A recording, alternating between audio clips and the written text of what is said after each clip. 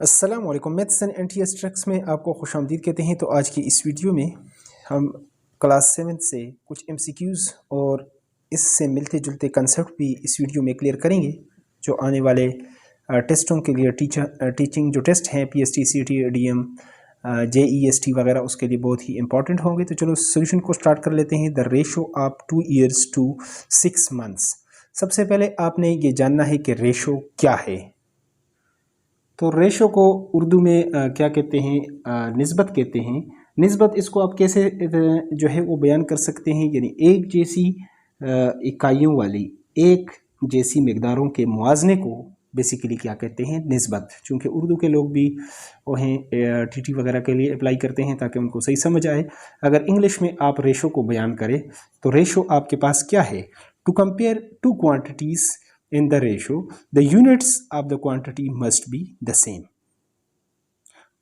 और इसका अगर आपसे कोई यूनिट पूछे तो इसका अपना कोई यूनिट नहीं है ये। तो और ये बेसिकली रेशो क्या है? रेशो एक नंबर है आपके पास, यानी क्वांटिटी है। तो इसमें यहाँ पर अगर ए रेशो बी आप लिखते हैं तो इसमें b not equal to 0, b की वैल्यू 0 नहीं हो सकती, क्योंकि a डिवाइडेड बाई b और नीचे डिनोमिनेटर में आप 0 नहीं डाल सकते। तो ये कंडीशन ये भी पूछ सकते हैं। फिर ये भी पूछ सकते हैं कि a रेशो b जो है, यहाँ पर पहले टर्म को क्या कहते हैं? यहाँ पर पहले टर्म को कहते हैं एंटेसीडेंट। एंटेसीडेंट का मतलब है पहले आने वाला, और दूसरे को कहते हैं कंसीक्वेंट। एंटेसीडेंट और कंसीक्वेंट। तो कंसीक्वेंट का मतलब है बाद में आने वाला, ये भी याद रखना है। तो यहाँ पर 2 years में यहाँ पर एक चीज़ आपको यहाँ से कि ये सेम क्वांटिटीज़ में होना चाहिए। तो चलो हम इसको अब सॉल्व कर लेते हैं सेम क्वांटिटी में। तो यहाँ पर आप देख सकते हैं कि 2 years है और आगे आपके पास 6 months है। तो इससे पहले हम वो कर चुके हैं कि ये यूनिट सेम यूनिट्स में होना चाहिए। इसकी कंपैरिजन तो हम करेंगे लेकिन सेम यूनिट होना चाहिए। यहाँ पर ईयर्स है और यहाँ पर मंथ्स है। तो साल में चूँकि जैसा कि आप जानते हैं एक साल में 12 महीने होते हैं। 1 year इक्वल टू 12 months, ये 12 months के इक्वल होते हैं। तो लिहाजा 2 years में कितने होंगे? 24। 2 years कितने जो है वो मंथ्स के होंगे? 24 months। जब ये हो जाए आपके पास तो इसलिए अब इसकी जगह ये मंथ्स है तो ये भी मंथ्स। तो यहाँ पर 24 months और यहाँ पर आपके पास कितनी मंथ्स है? 6 months, क्योंकि इसका यूनिट जो है वो सेम। अगर इधर साल है तो इधर भी साल होने चाहिए, इधर महीने हैं तो इधर महीने। तो इसलिए यहाँ पर अगर 6 पर हम डिवाइड करते हैं तो इसमें कोई फ़र्क नहीं आएगा। ये बात भी आपने याद रखना है, क्योंकि ये भी पूछ सकते हैं। तो 24 को भी हम 6 से और इसको भी सिंप्लीफाई करने के लिए इसको यहाँ पर इसमें जो रेशो है बेसिकली वो क्या?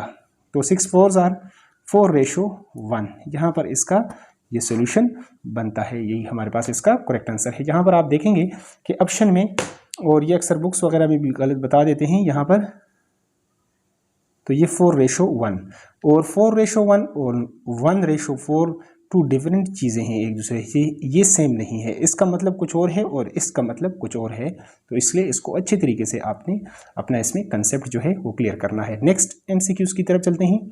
The comparison of 2 quantities with same kind is known as. इससे पहले मैंने बताया था कि हम यानी क्या करते हैं, जब एक जैसी इकाइयों वाली एक जैसी मकदारों के मुआवजे को क्या कहते हैं? निस्बत। यानी इसी की उर्दू अगर आप कर लें तो इस तरीके से हो जाएगी। द कंपेरिजन करते हैं 2 क्वांटिटीज़ का विद सेम काइंड्स, यानी उसका सेम काइंड्स का मतलब उसका यूनिट सेम हो, इज़ नोन एज, उसको हम क्या कहते हैं? उसको हम रेशो, निस्बत कहते हैं। ऑप्शन बी हमारे पास यहाँ पर करेक्ट है। The value of m in the given proportion 6:m। यहाँ पर ये प्रोपोर्शन इक्वलिटी भी आप डाल सकते हैं। प्रोपोर्शन का ये सिंबल है 5:10।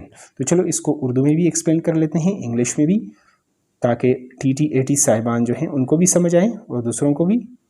तो यहाँ पर पहले आपने क्या करना है? प्रोपोर्शन को बयान करना है कि व्हाट इज़ प्रोपोर्शन। तो फिर आगे इसको आप समझेंगे। उर्दू में प्रोपोर्शन को तनासब कहते हैं। और यहाँ पर चूंकि प्रोपोर्शन है तो प्रोपोर्शन को इस तरह, the equality between 2 ratios is called proportion. और अगर उर्दू में बयान करें तो उर्दू में आप 2 निस्बतों के दरमियान बराबरी तनासब कहलाती है, और इसका ये अलामत ये है, इससे पहले मैंने बता दिया था। तो चलो अब इसमें हम इसको डिटेल के साथ सॉल्व भी कर लेते हैं। तो प्रोपोर्शन और इसको तनासब को बयान करने के बाद 6:m यहाँ पर इक्वलिटी है, 5 इसमें 2 रेशोज़, एक ये रेशो है एक ये, और इसके दरमियान ये इक्वलिटी है यानी बराबरी है।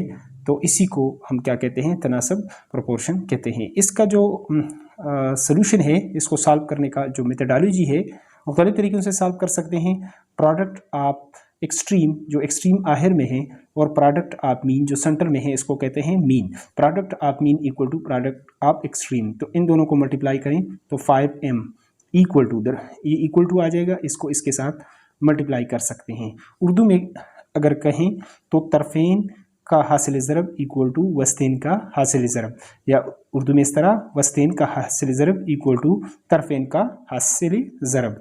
जो यानी तरफ वाले हैं और जो सेंटर में है, इन दोनों का प्रोडक्ट जो है हमेशा इक्वल होता है। तो यहाँ पर 5 से हम अगर दोनों तरफ डिवाइड कर लें तो 6 मल्टीप्लाई बाई 10, यहाँ पर 5 के ऊपर मैं इसको डिवाइड कर लेता हूँ, 5 2s are 10, तो m इक्वल टू यहाँ पर 6 2s are 12, ये m की वैल्यू आ जाएगी। और यहाँ पर ये इस वैल्यू को आप यहाँ पर देख सकते हैं सोल्यूशन में, यहाँ पर पहले नंबर पर ये मौजूद है 12, तो यही हमारे पास इसका क्या है, एग्जैक्ट सोल्यूशन है।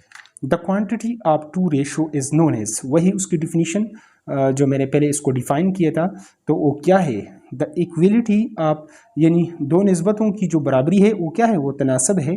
तनासब क्या है यहाँ पर, प्रोपोर्शन। ऑप्शन डी हमारे पास क्या है, करेक्ट है।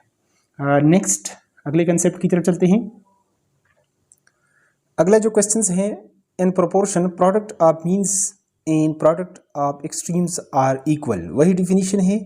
प्रोपोर्शन में क्या होता है कि तरफ़ेन का हासिल ज़रब इक्वल टू वस्तेन का हासिल ज़रब, तनासब में।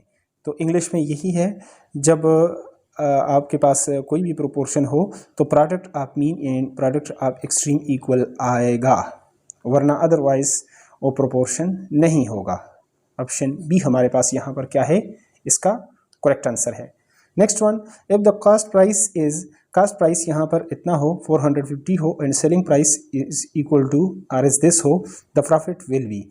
तो मुनाफा कब होगा, कि जब आपकी कीमती फ़रोख्त जो है कीमत ख़रीद से क्या हो, ज़्यादा हो। तो यहाँ पर कीमती ख़रीद जो है 450 है, कीमती फ़रोख्त क्या है, 550 है। तो 550 से 450 आप निकालेंगे तो 100 का डिफरेंस है, इसमें 100 ऐड करेंगे तो ये आपके पास आ जाएगा। तो ये ऑप्शन बी हमारे पास यहाँ पर क्या है, करेक्ट आंसर है। If the mark price is R is this in selling price is this the discount. अब डिस्काउंट किसके इक्वल होता है, मार्क प्राइस। यहाँ पर आपके पास जो है, यहाँ पर इससे आप सेलिंग प्राइस जो है वो निकालेंगे तो आपके पास क्या आ जाएगा, ये डिस्काउंट आ जाएगा। तो यहाँ पर डिस्काउंट को निकालने के लिए 780 से 750 निकालेंगे तो 30 आ जाएगा, इतना इसमें डिस्काउंट है। The tax imposed on income of individual, एक इंडिविजुअल की इनकम पर जो टैक्स लगाते हैं उसको क्या कहते हैं, इनकम टैक्स। जो ज़्यादा गवर्नमेंट मुलाजिमीन है इस पर क्या है, इनकम टैक्स जो लगता है। Option C. रेट ऑफ ज़कात, अब रेट ऑफ ज़कात कितना है, 1% है, 1.5% है, 2.5% है, 3% है। तो ये 2.5% है यहाँ पर। और ज़कात निकालने के लिए आसान सा तरीका आपको बता देते हैं, क्योंकि ज़कात का क्वेश्चन अक्सर लाजमी आता होता है। यहाँ पर अगर आपसे कोई पूछ ले कि आप 20 लाख में यहाँ पर क्या कर लें, ज़कात निकाल लें, यहाँ पर इकाई दिहाई सैकड़े हज़ार 10,000 लाख 10 लाख 20 लाख में, तो 2.5% के हिसाब से आप ज़कात कैसे निकालेंगे, 2.5% आप 2.5% यहाँ पर आप यहाँ पर 20 लाख आप इसको कर लेते हैं। आपका मतलब मल्टीप्लिकेशन होता है और परसेंट का मतलब क्या होता है, 1/100 ज़रब, ये आप मल्टीप्लिकेशन आ गया। लेकिन शॉर्टकट ट्रिक्स, चूँकि चैनल का नाम है मैथ्स एंड इंटीरियर ट्रिक्स, तो शॉर्टकट ट्रिक्स भी बताएंगे। और इस पॉइंट को ख़त्म करने के लिए नीचे 10 कर सकते हैं, 2 0 इधर से गए, 1 0 यहाँ से चला गया। तो अब 25 यहाँ पर 25 मल्टीप्लाई बाई 2000, इतना ये आपके पास रहेगा, 25 दूनी 50, तो और आगे आपके पास 1 2 3 50,000 ये आ गया। लेकिन अब शॉर्टकट ट्रिक से, चूँकि 2.5% तो ये लंबा चौड़ा काम है, तो 2.5% यहाँ का मतलब है कि 100 में 2.5 रुपया, क्योंकि परसेंट का मतलब पर और सेंट, यानी पर माना में, लैटिन और ग्रीक में सेंटेज या परसेंटेज जो है, सेंटेज मतलब 100 में से 100, यानी परसेंटेज का मतलब है आउट ऑफ 100, या उर्दू में इसको क्या कहते हैं, फीसद, सद यानी 100 में से फीसद। तो यहाँ पर अब आते हैं इसको 20 लाख में सिंपल तरीके से आप किस तरह ज़कात निकाल सकते हैं। तो अगर आप 100 को 40 पर तकसीम करते हैं तो इससे आपके पास ये 2.5 आता है, तो लिहाजा हम 40 पर डायरेक्ट क्यों डिवाइड ना करें इसको, ये 0 इसके साथ कैंसिल हो गया, तो 4 5 जार 20 और 1 2 3 4, ये आपके पास 4 0 इसके साथ आप लगा दें तो वही आंसर आएगा, यानी 50,000। तो ये था इसका एक ट्रिक, इस ट्रिक से आप ज़कात निकाल सकते हैं आसानी से। नेक्स्ट है यहाँ पर, which of the following can not at the one place of a perfect square number. जब परफेक्ट स्क्वायर नंबर आप लेते हैं, इसमें यूनिट प्लेस पे ये नहीं हो सकता, ये नहीं हो सकता, ये नहीं हो सकता, तो चलो जल्दी से इसको भी इसका ट्रिक बता देते हैं आपको।